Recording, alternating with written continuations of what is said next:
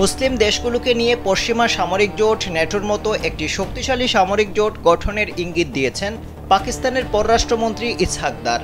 তিনি বলেন, সৌদি আরব ও পাকিস্তানের মধ্যে অনুষ্ঠিত সামরিক চুক্তি বিস্তৃত হয়ে ন্যাটোর মতো সামরিক জোটে পরিণত হবে, কারণ ইতিমধ্যে একাধিক আরব ও মুসলিম দেশ পাকিস্তানের সঙ্গে একই ধরনের চুক্তি করার ইচ্ছা প্রকাশ করেছে।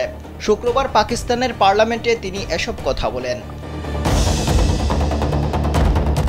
ইসহাক দার বলেন, সৌদির সঙ্গে পাকিস্তানের সামরিক চুক্তিটি অত্যন্ত গুরুত্বপূর্ণ।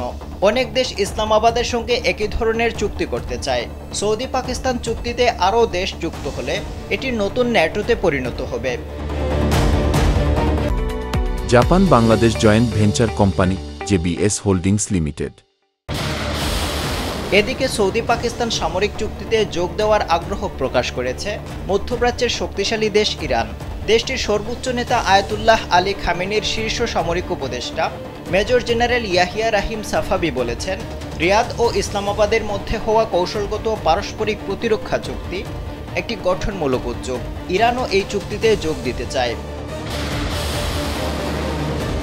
বিশ্লেষকদের মতে, যদি এই জোট সফলভাবে তৈরি হয় তাহলে এটি মধ্যপ্রাচ্য সহ গোটা মুসলিম বিশ্বের কৌশলগত ভারসাম্য বদলে দিতে পারে, কারণ মুসলিম দেশগুলোতে লাখ লাখ সেনাবাহিনী আছে। এর মধ্যে পাকিস্তানের পারমাণবিক ওয়ারহেড এবং ইরানের বিপুল সংখ্যক মিসাইল আছে। ফলে মুসলিম দেশগুলো যদি এই ধরনের জোটে ভরসা করতে শুরু করে, তবে যুক্তরাষ্ট্রের উপর আরব দেশগুলোর নির্ভরতা কমে যাবে, যা কেবল আঞ্চলিক নয়, বিশ্ব রাজনীতিতেও বড় ধরনের প্রভাব ফেলবে। আফজাল হুসাইন, কালবেলা।